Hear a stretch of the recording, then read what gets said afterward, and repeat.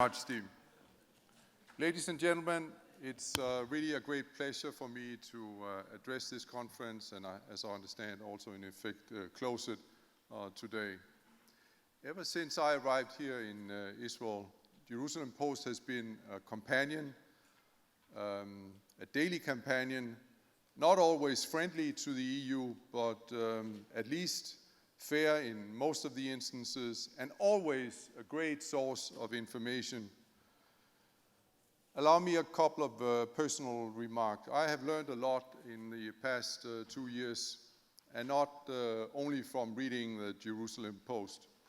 I've traveled throughout this country from north to south. I've met hundreds of inspiring and amazing people.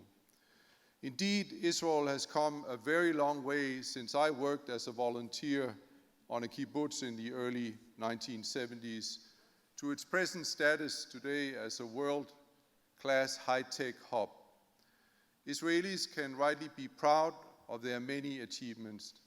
Most of all, I have been overwhelmed by the hospitality and warmth of the people that I have met here. People with a truly big heart. I visited the hospital in Safat, where Israeli doctors and nurses treat wounded Syrians who escaped the hell of the civil war. I met patients from Gaza receiving life-saving care in Israel, and I have great admiration for all those who, even at the most difficult and painful moments of conflict, are still mindful of the human suffering on the other side. Sadly, during my time here, Israelis have often had to live through very difficult days.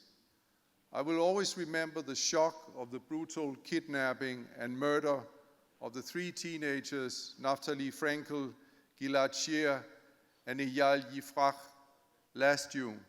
And I'm thinking today of the families of the 14 Israelis killed in terror attacks over the last month and a half. These are difficult days, and I want to reiterate loud and clear. The European Union condemns terrorism everywhere it takes place without any ifs and buts, whether in Paris, in Jerusalem, or Otniel. Nothing, absolutely nothing can justify terrorism. Europe is very much aware of the security challenges that Israel faces. We fully recognize Israel's right to defend itself and its duty to protect its own citizens. Ladies and gentlemen, the bond between Israel and Europe is unbreakable and it's indispensable. It's unbreakable because Israel and the Europeans have so much in common: history, culture, and values, personal ties, family relations, and joint maritime borders even. Europe and Israel have grown closer together with more flights and cheaper airfares since our Open Skies Agreement 2 years ago. More and more Israelis are choosing to live in Europe, at least for a while. And more European Jews are choosing to make Aliyah. This is their right. Our responsibility in Europe is to make sure that it's not an aliyah of fear. European Jews must be able to feel safe. It's unacceptable that some should feel that they have no other choice but to leave. Jewish life is an integral part of Europe, and without European Jews, Europe would not be Europe. We must not ignore reality. Anti-Semitism is rearing once again its ugly head in Europe. There have been despicable attacks against Jews. This is unacceptable. The EU is committed to fight anti-Semitism in all its forms. These are not just empty slogans. We actually mean action. For example, the EU has passed Europe-wide legislation criminalizing hate speech and Holocaust denial. In December, we will host a high-level seminar on anti-Semitism in Brussels to contribute and to continue our dialogue with Israel on these and other issues. The bond between Israel and Europe is not only unbreakable, it's also indispensable because as neighbors we share common interest, both in our bilateral cooperation and in the region. Let me just give you one amazing example of what European and Israeli researchers, supported by our research program Horizon 2020, are doing together in the field of life-saving research. In one of our joint projects, researchers from the Hebrew University discovered the genetic trick through which a parasite causing the most devastating form of malaria bypasses the human immune system. Up to 1 million people, mainly pregnant women and young children, are killed each year by this parasite. Hopefully, our joint research will pave the way for new therapies and vaccines against malaria. We are extremely proud of what Israeli and European researchers are doing together. When I recently attended an EU-Israel Science Cooperation event celebrating Israeli research grantees who have received millions of euros to do cutting-edge research under the Horizon 2020 program, I asked myself the question, how could anyone plausibly accuse the EU of boycotting Israel? Certainly, supporters of BDS have not managed to damage EU-Israel research cooperation, and we will not allow them to do so. Ladies and gentlemen, Europe is getting closer to the Middle East, and the Middle East is getting closer to Europe. The horrible attacks in Paris last Friday were organized and perpetrated, by all accounts, by Daesh. Those attacks were directed not only against France, but against our European values and our European culture. They were attacks against all of us. The EU has been working actively to build a united front in the fight against Daesh. We must not only fight Daesh, we must defeat Daesh. A military effort is obviously needed for this, and there are diplomatic and economic components as well, such as the current efforts by the EU and others to organize a political transition in Syria. I would like to emphasize one point in particular. We should not mix up the perpetrators of the Paris attacks with the millions of refugees from the Syrian conflict. There must be no confusion between the issue of refugees and migration and terrorist threats. The Paris terrorists are exactly what the refugees from Syria and Iraq are fleeing from. We have a duty to protect those in need of protection who are escaping from the very same threats that we are facing in Europe today. Let me say a few words about refugees arriving at Europe's borders. Their absorption is a challenge of historic proportions. The task is formidable, but we will live up to our responsibility and manage this challenge. These men, women, and children are fleeing conflict and destruction, braving an oftentimes perilous journey to come here because they see Europe as the beacon of hope of a better future, the beacon of compassion, and a place where their rights will be expected. We as Europeans should be proud of that. We must not fall into the trap of equating Islam and jihadism. The vast majority of refugees have turned their backs on radical Islam. Warnings of a takeover of Europe by radical Islam are therefore nothing but dangerous fear-mongering. It is not diversity that weakens us or threatens us. It is the fact that fear of diversity that could destroy the open societies that make Europe what it is. Together with our partners in Africa and in the Middle East, we need to manage the refugee flows, and we will have to address their root causes.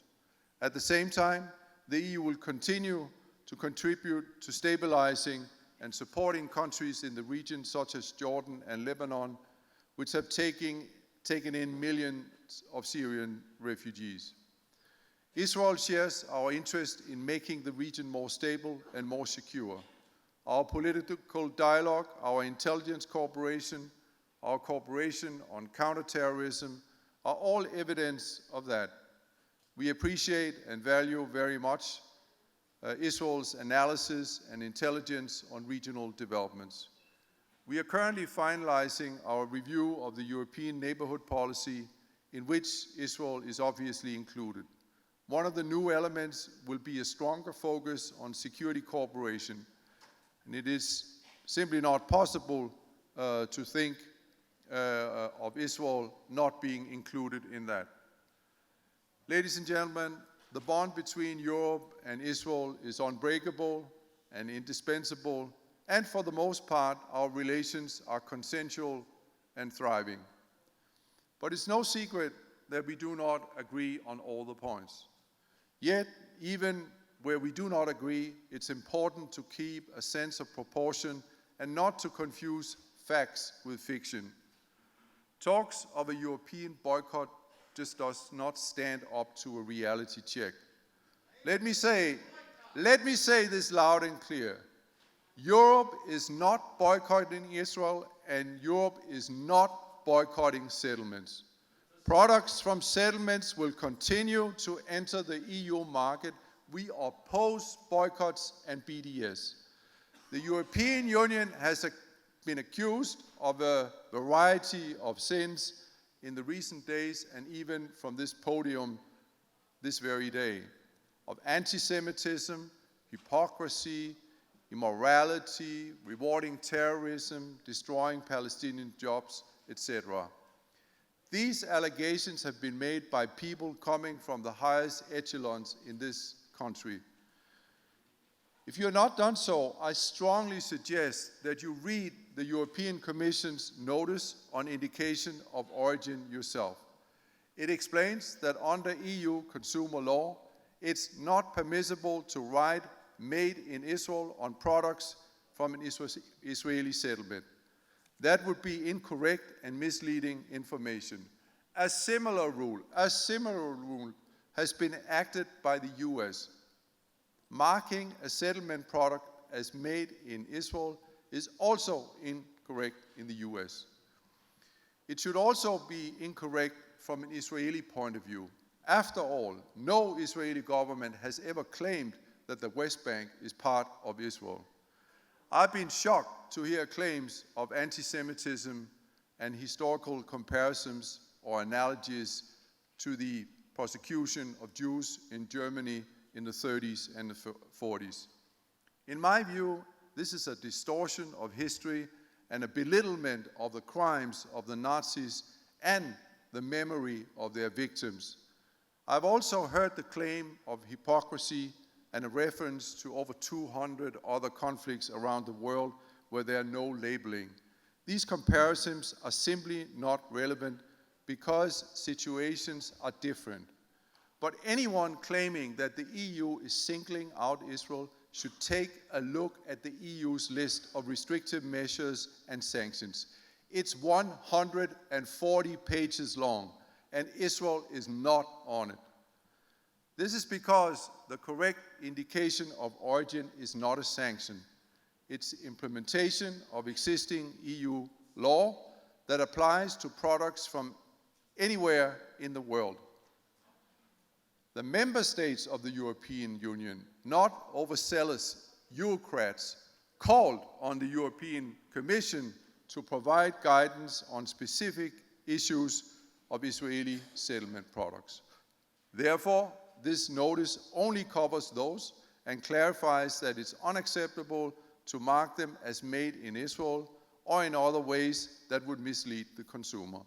However, I want to make it clear that there would be no special warning sticker for settlement products, as one could maybe have imagined after what Mrs. Glick said from this podium a little while ago. Many here have called this a political step designed to punish only one side in the Israeli-Palestinian conflict. It's not. We are not preempting the outcome of negotiations of Israel's future borders. This is up to the parties. The European Union has stated that it will accept mutually agreed changes to the pre-67 lines, or whatever the parties can agree on. However, until such an agreement is reached, it will continue to differentiate between Israel within its internationally recognized borders and the settlements outside those borders. As I said at the outset, I'm in favor of an honest and I'm in favor of a rational debate. Therefore, I think we should restore the focus of our discussion to the real issue of disagreement here. The international community considers settlements illegal and a major obstacle to peace. Israel does not. This is what we should be talking about, even if we don't agree on it. Those accusing of the EU of hypocrisy have so far failed to answer a simple question. How is the stated commitment to a two-state solution compatible with continued building of settlements, including many settlements beyond the separation barrier that would not be part of Israel in any peace agreement? Like Prime Minister Netanyahu, we have not, from the EU side, given up our hope for peace and for a two-state solution. But for how much longer can this hope remain alive when continued construction in settlements makes a viable two-state solution increasingly complicated? True, settlements are certainly not the only problem, but they are definitely a significant and crucial one. Ladies and gentlemen, ever since the UK introduced guidelines on origin labeling of settlement products back in 2009, trade between Israel and the UK has doubled. I think it would be beneficial for all of us to keep this basic fact in mind. We should focus more on what keeps us together rather than on what pulls us apart. We should not be shy about dealing with our disagreements, but we should also not let them blind us to all the areas where we actually agree. Relations with Israel are among the closest, most diverse, and most intense the EU has with any non-member state. Trade with the EU accounts for 1/3 of all Israel's foreign trade. It has increased from 20 to 30 billion euro per year over the last 10 years. On Friday of this week, we will be celebrating the 20th anniversary of the signature of the EU-Israel Association Agreement, which is the basis for Israel's special status in its relations with the EU. Israel and the EU have come a long way in these 20 years. We have signed agreements on liberalization, trade in agriculture and fishery products, on research cooperation, on air traffic. Pharmaceutical products certified in one country can freely circulate between the EU and Israel without need for further certificates. This is an agreement that the EU only has with a small handful of other non-member states from the G7. It is testimony to the level of trust and the depth of our relationship. We often take these things for granted, but these are the basic facts of EU-Israel relations. They do not make the headlines, yet anyone aware of them has to ask, how can a partner and a friend invest hundreds of millions in a country and still be accused of boycotting it? We may not see eye to eye on everything, but most of the time we fight for the same values, face the same challenges, and share the same neighborhood. You are no doubt more immediately exposed than us in Europe, but as I mentioned, the mental and political distances between our regions are shrinking. We have everything to lose from looking only at the empty half of the glass.